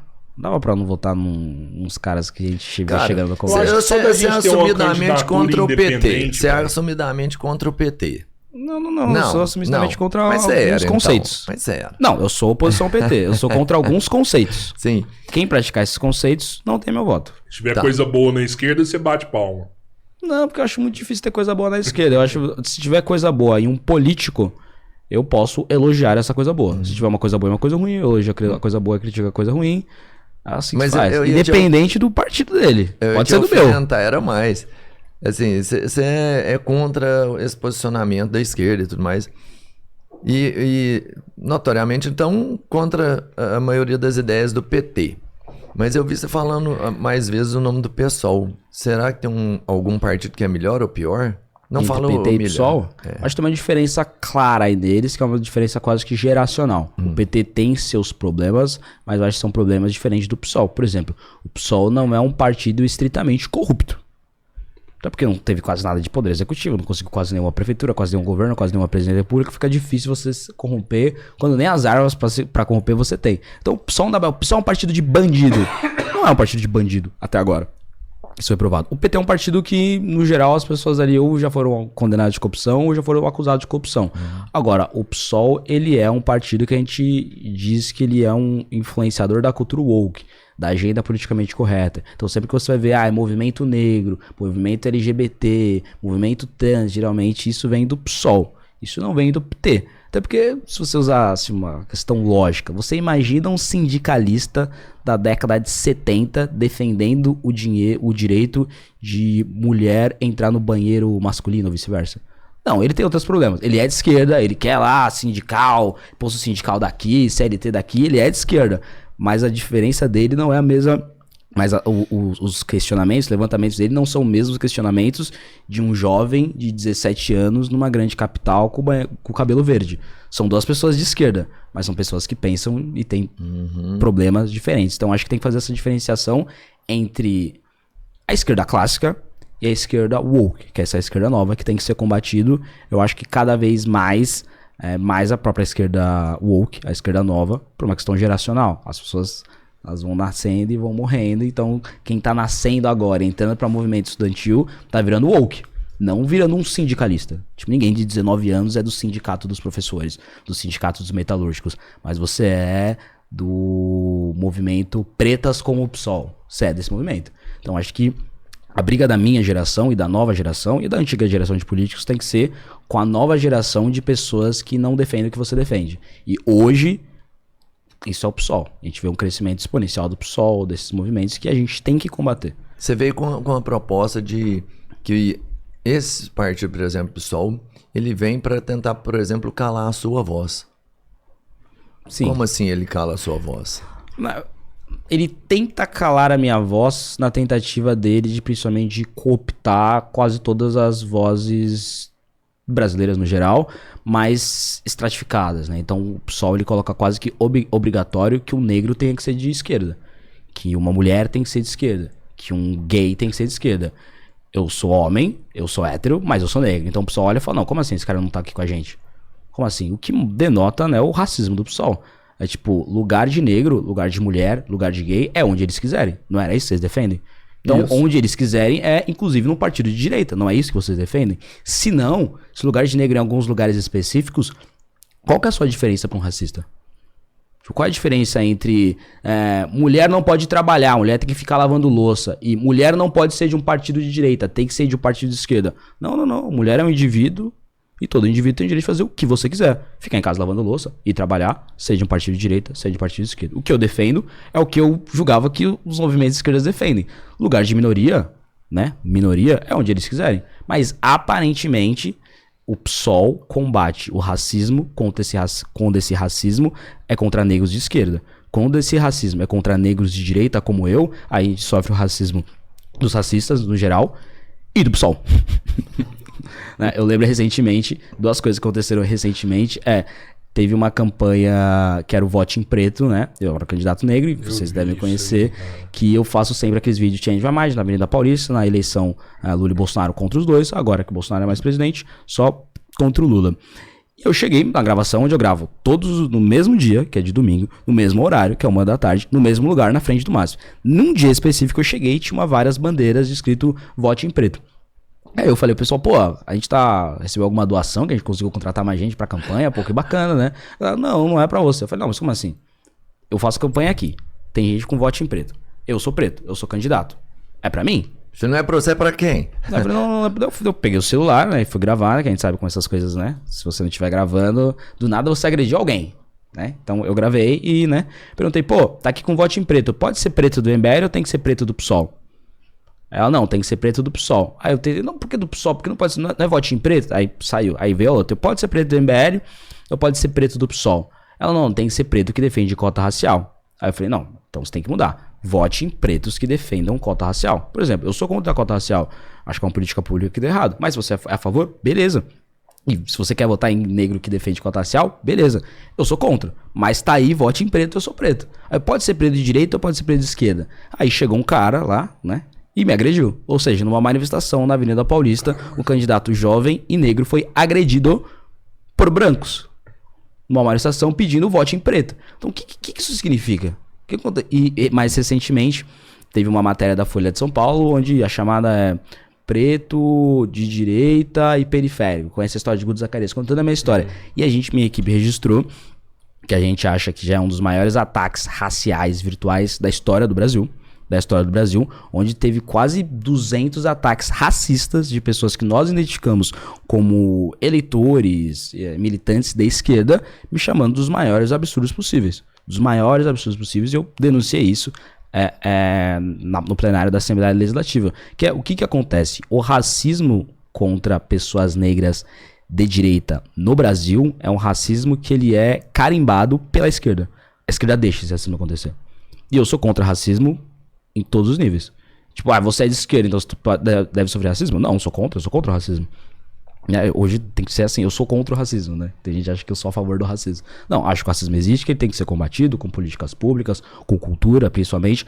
Agora, os movimentos que dizem defender os negros, não defendem os negros quando esses negros não fazem parte desses movimentos. E aí tem que abraçar a bandeira. Senão... Tem que abraçar a bandeira. Acontece, por exemplo, com as mulheres também, para não ficar na questão só racial. Quando uma mulher ela é atacada nas redes sociais e ela é de direita, ela é atacada também pelas feministas.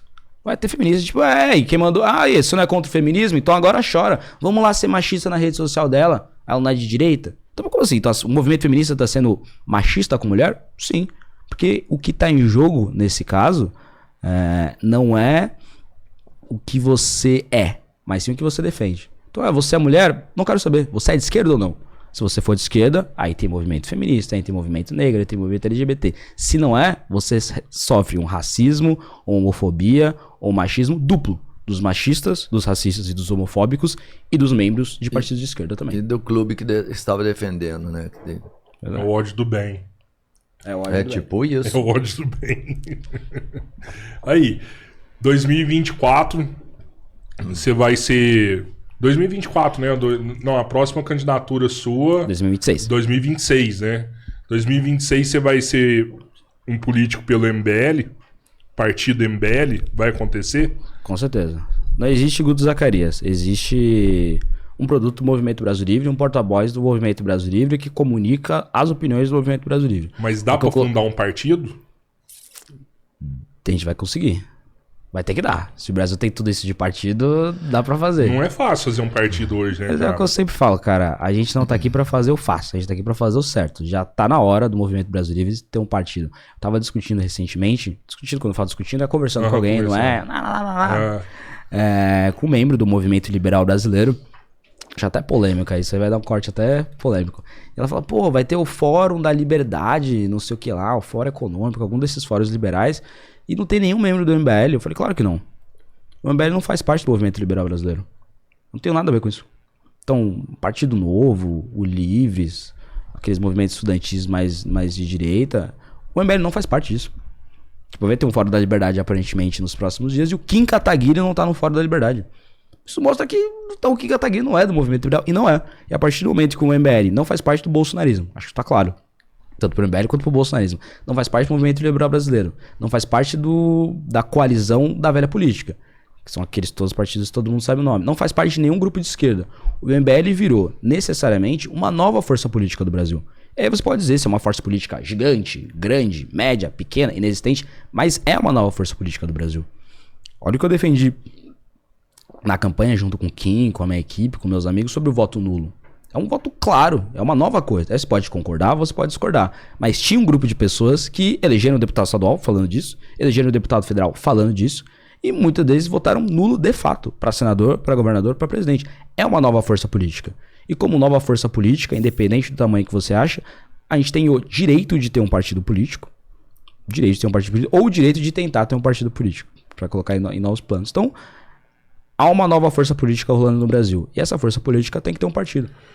O Bolsonaro tentou fundar um partido, não conseguiu, né? Não conseguiu. O Novo, acho que foi o último partido criado no Brasil, se não me engano. Demorou anos pra conseguir fundar o Novo, né? Não sei se o Novo é o mais novo. Acho que teve a UP também, a Unidade Popular, que eu não sei se é mais novo que o Novo também. Porque é um partideco de extrema esquerda que não elege ninguém, mas é um partido, né? Enfim. A gente tem que ter, obviamente, menos partidos no Brasil, de discutir a questão do dinheiro público para no financiamento partidário eleitoral, tem toda uma nova discussão que a gente tem que fazer. Agora, há uma nova força política no Brasil, isso é inegável. Isso é inegável. O ideal seria candidatura independente, né, cara? Sem partido. Ia ser incrível se aprova isso. Você é contra? Você acha que tem que ter um partido? Eu não sou contra. Eu acho que se você quiser ser candidato sem nenhum partido, você tem esse direito.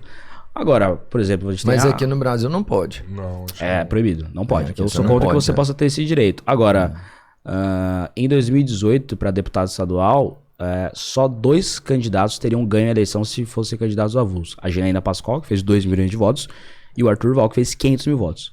Tirando esses dois, dos 94 deputados, mais nenhum ia conseguir se eleger sem partido.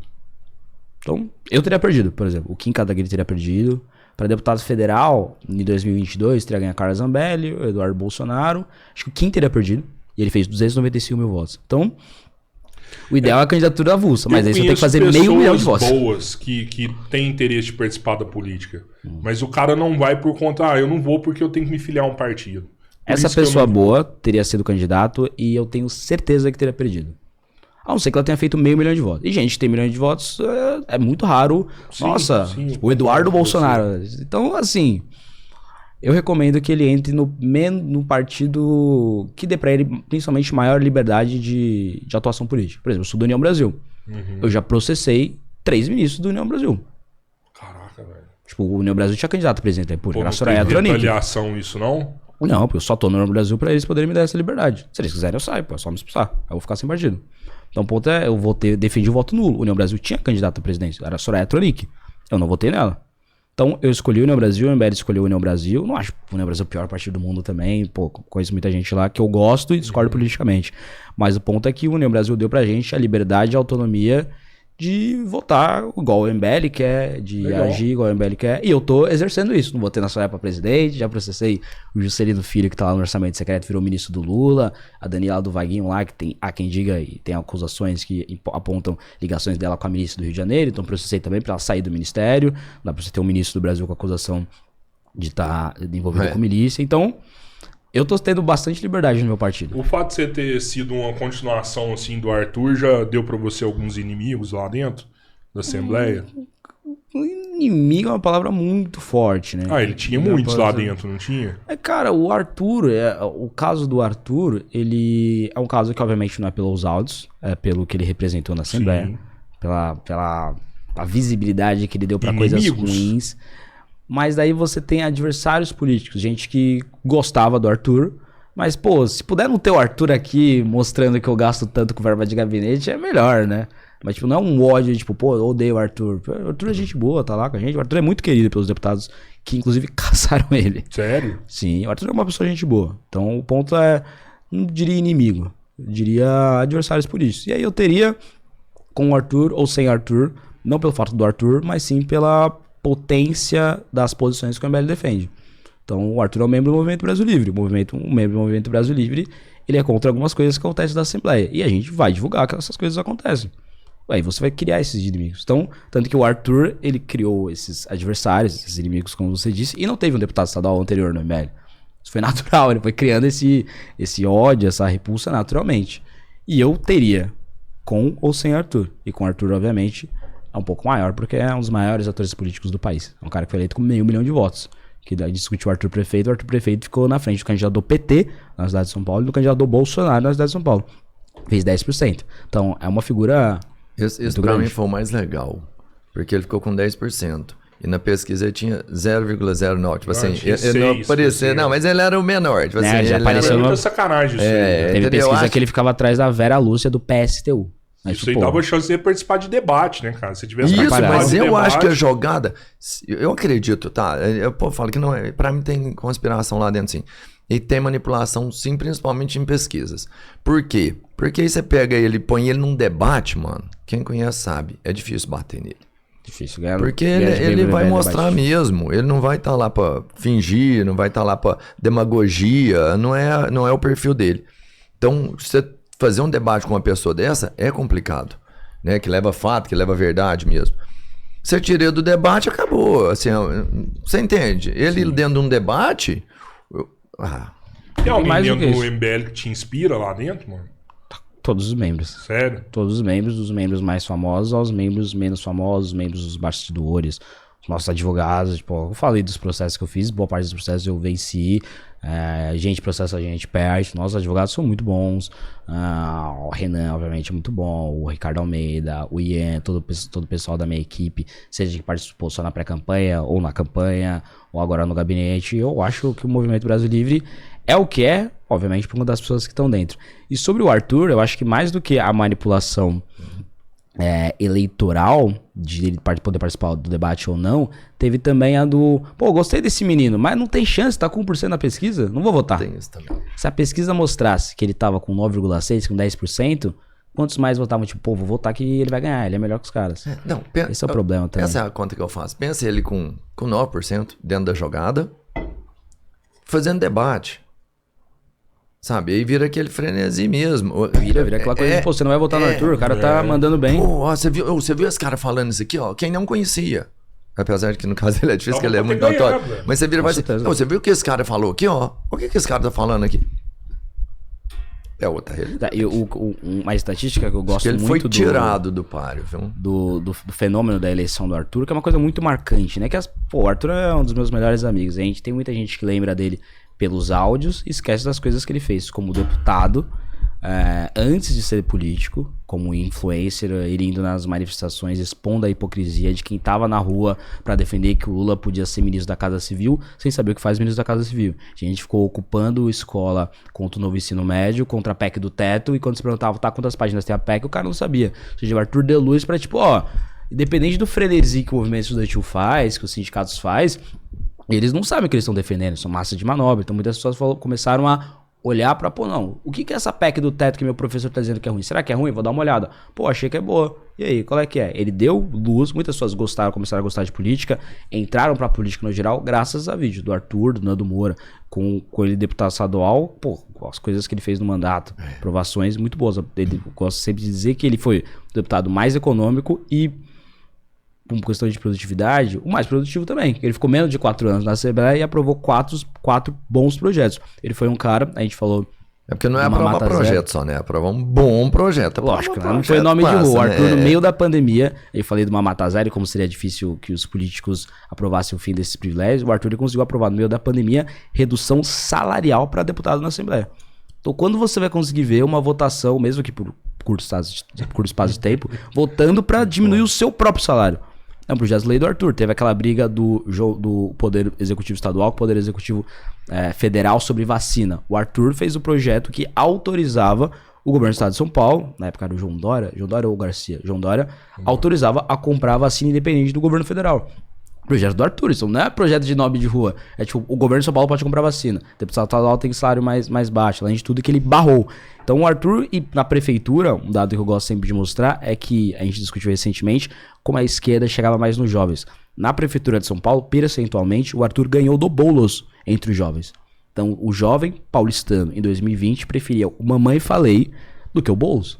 Então, tipo, o MBL já mostrou que a gente consegue, em disputa com essa galera, o Oco do PT, do PSOL, do PCdoB, a gente consegue chegar nesse pessoal. E você acha que ele vai sair candidato a prefeito de novo? Eu torço pra que sim, não só prefeito, como deputado, E ele vai brigar com Boulos e com Datena agora. O que acontece é que o Arthur ele tá com os direitos políticos dele. Tá caçado. Ele é inelegível. Então ele não pode disputar a eleição pelos próximos. Do ano passado, quando ele sofreu a cassação, pelos próximos 8 anos. Caraca, velho. Então tem que ver como é que fica. A gente tá Dá lá pra justiça. reverter isso aí? Dá pra reverter, mas é difícil. Mas a gente vai tentar. E quanto mais cedo a gente conseguir reverter, nem que seja 18 anos, a gente vai lançar o Arthur candidato novamente. Eu São acho Paulo que merece. o cara nem precisa provar bons projetos, mas só dele barrar a gente maus sabe isso projetos também, já né? tá fazendo algo Ele maravilhoso, cara. barrou diversos projetos. Ele intimidou um monte de gente a fazer projeto bosta lá. Que é só de você saber que tem um cara lá que vai virar e falar assim: olha isso aqui, olha essa proposta aqui, mano, sabe? Mostrar que a palhaçada que acontece algumas vezes ali dentro, sabe? Eu acho que é uma das coisas que, independente das polêmicas recentes, a população no geral, ela consegue identificar no Movimento Brasil Livre. Que é a capacidade de você colocar numa casa legislativa alguém que não faz acordo espúrio. Fazer acordo, beleza. Mas acordo espúrio a gente não vai fazer. E a certeza de que se alguém fizer merda dentro dessa casa legislativa, perdão pelo termo, o MBL vai mostrar. Então, se tem um deputado do MBL lá dentro, é mais difícil fazer maracutaias que a população, no geral, não vê e se visse ficaria bravo. A gente vai mostrar e a gente tem visibilidade, tem coragem, tem capacidade argumentativa. Aí fica complicado. Você já tomou processo já, Augusto? Pô, Sério? direto. Mas do que, assim, que você tomou? Claro, o que eu mais tomo processo, obviamente, é de gravações de rua. Então o cara, tipo, senta na banquinha, grava o cara viu que falou bobagem, tá passando vergonha, o vídeo viralizou, ele vai tentar derrubar o vídeo. Sério, cara, de processo. Mas daí não ganha, né? Falaram, irmãos, a banquinha tava lá parada, você fez se questão de propôs sentar, você lá. ficou lá agora tirar o vídeo, não tem que tirar vídeo. No meio da Avenida Paulista. Mas Pô, esse é o você que sai- mais acontece, esse Só processo. que mais acontece. Teve também o desse do voto em preto, eu fui processado criminalmente, né, até. Foram na Eu ia te falar polícia, a isso. deputada foi na polícia dizer que nós, do ML, agredimos o pessoal do PSOL. Mas, tipo, daí o que eu gosto desse processo é que no vídeo que ela coloca como prova, é um vídeo com a tarja do MBL. A tarja da nossa campanha. É, tipo, e é um membro do Movimento Brasil Livre, o Beraldo, apoiando. É tão descarado que, tipo, o MBL bateu no PSOL, olha aqui o vídeo aqui, ó. Tá, mas o vídeo é o cara do PSOL, do MBL apanhando de vocês. E aí, tipo, mas agrediram a nossa assessora. Tem vídeo dela sendo agredido? Não. Tem um vídeo do cara do MBL sendo agredido? Sim. E aí?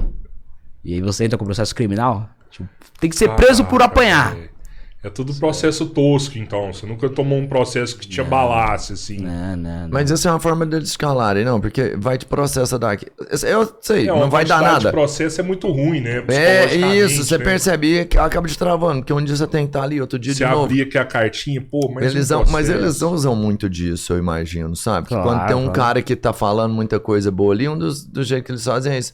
Ah, tá. Falou que só os negros dessa classe que são beneficiados, então tá, agora prove você que é assim. E processa o cara. Aí a coisa é que, primeiro, o Poder Judiciário ele tem muitos erros, mas ele não deixa esse tipo de coisa passar, felizmente, porque não deixar eu tô lascado. E o segundo é que os advogados deles são muito ruins, e os nossos são muito bons também. Tem isso. Então, advogado que coloca no processo criminal um vídeo falando, olha que o pessoal sendo agredido e o vídeo é do MBL sendo agredido, pô, pelo amor de Deus. Aí se o pessoal estiver precisando de advogados melhores pra processar a gente, nossos advogados estão à disposição aí, pra mostrar A gente não faz nada de errado, mas se o problema é só o advogado dele ser ruim, a gente empresta os nossos advogados, pelo amor de Deus. Lembro que uma vez o Arthur foi acusado de fazer rachadinha no gabinete do Arthur. Eu lembro. O Arthur foi acusado. Daí o que a gente fez? A gente foi lá, abriu o sigilo de todos os assessores do Arthur. Eu, inclusive. Ok, tá aqui, ó. Tô com o sigilo aberto, por livre e espontânea vontade. E o Arthur entrou com uma representação se denunciando por rachadinha. Não foi só com ele que aconteceu isso. Teve outros membros do MBL que tiveram que abrir as contas e falar, olha aí, né? Busca isso aí. Teve também. Tipo, não precisa nem do processo. Pra vir o processo judicial me obrigando a abrir. Não. Eu faço questão de abrir meu sigilo bancário. Mas e isso é uma tática política muito usada aqui hoje. Pois é. E aí fica tipo, mas ele é acusado de tal coisa. É difamar o adversário. Você já teve alguma coisa na iniciativa privada, assim, por parte sua? Cara, eu sempre trabalhei já com política. Eu trabalhava no MBL, que é uma iniciativa privada, obviamente, né? Fala com política. Eu entrei no MBL com 17 anos. E já entrei como coordenador do Movimento Brasil Livre, depois estagiário e depois assessor parlamentar.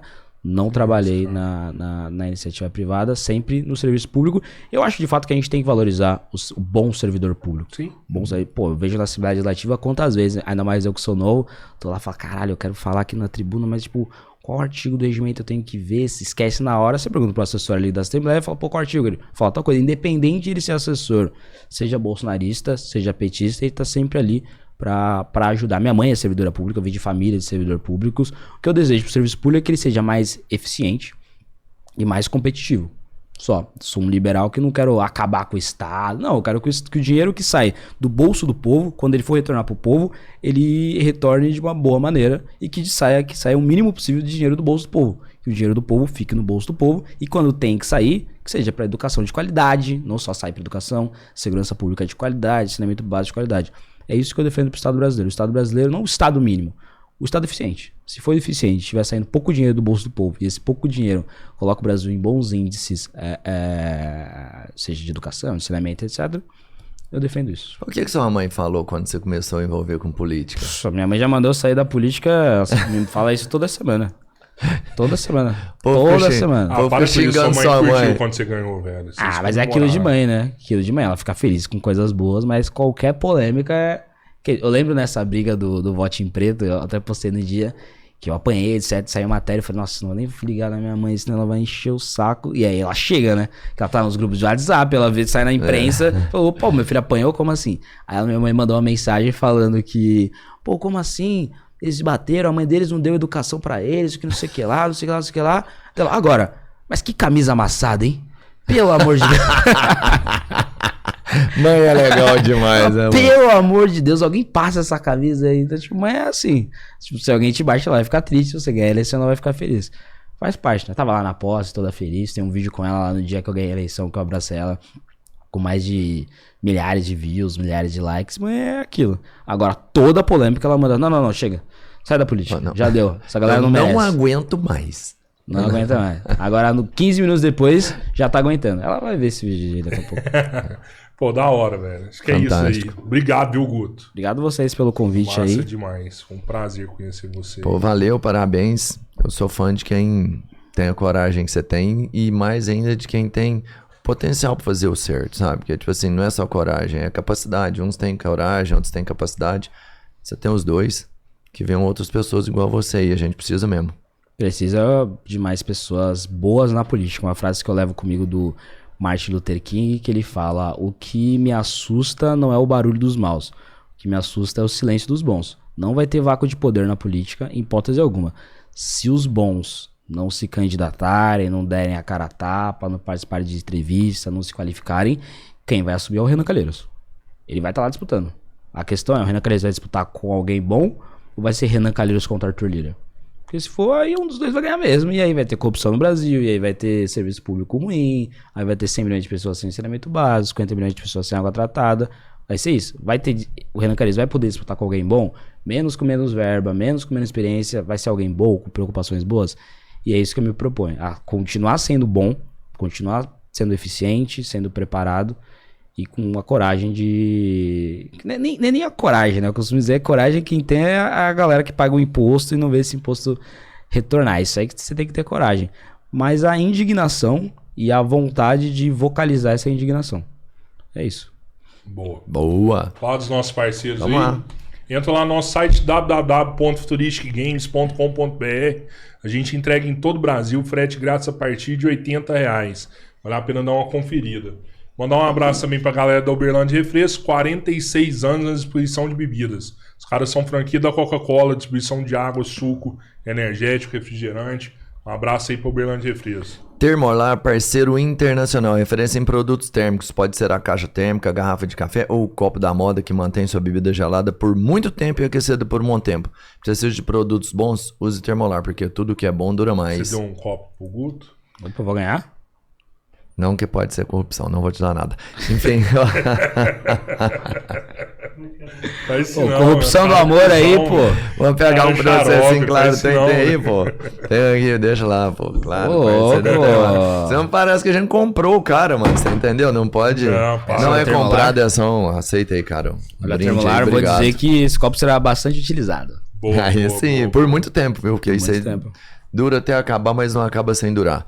WN Telecom é muito mais conexão. Essa empresa ganhou prêmios diversos, não só por ser a melhor internet, mas também mais rápida. Uma empresa de pessoas, para atender pessoas. Segue a gente no Instagram, Podcast 3 Irmãos, no TikTok, no Kawaii, tem o canal do Cortes Podcast 3 Irmãos e tem o Lixeiro. Então, cara, você viu esse nome? Podcast 3 Irmãos? Ajuda a gente, fortalece. E a gente tá precisando muito disso. Se quiser seguir o Guto também, tem o seu lá, né, Guto? @GutoZacariasMBL em todas as redes. Pô, Termolar, caraca, 10 horas com gelo, 6 horas frio. É isso aí. Empresa nacional, tá? Empresa nacional. Valorizar, né? Então eu falo assim, eu não sei se você usa esse copo térmico, mas se você for usar, pô, usa um produto nacional. Vale mais, né? É isso aí, galera. Obrigado pelo presente, pelo convite, pela audiência. Tamo junto. Valeu.